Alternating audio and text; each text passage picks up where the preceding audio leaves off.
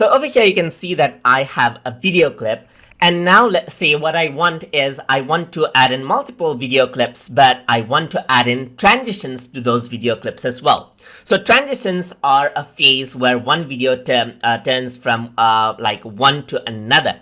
For example, here you can see that I have a video clip itself, so I can bring in another video footage right here. So as I actually snap them together, and if I were to play them, what happens is that there is a form of a straight cut where the first clip ends and the second clip begins.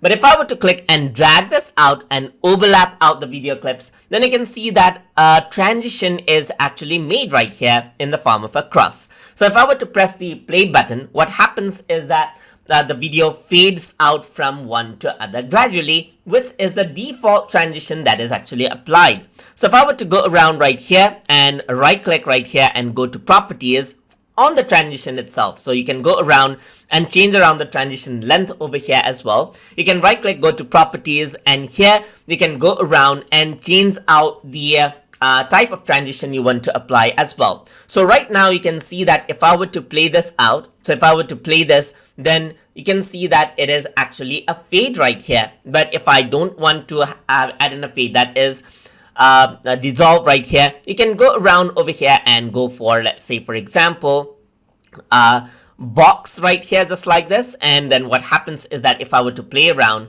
then you can see that it actually fades out as a box right here. You can also invert out your wipe right here. Then what happens is that it inverts out the video effect right here, and you can change around the softness right here. So you can make sure that the transition is really soft, or you can make it harsh as well. So you can see that I made it 100% soft. So you can see that it is very soft in form of box. Or you can go around, make it really harsh right here. So let me just bring down the softness altogether, and you can see that the transition is very sharp right here. So you can see that that is how the transition happens.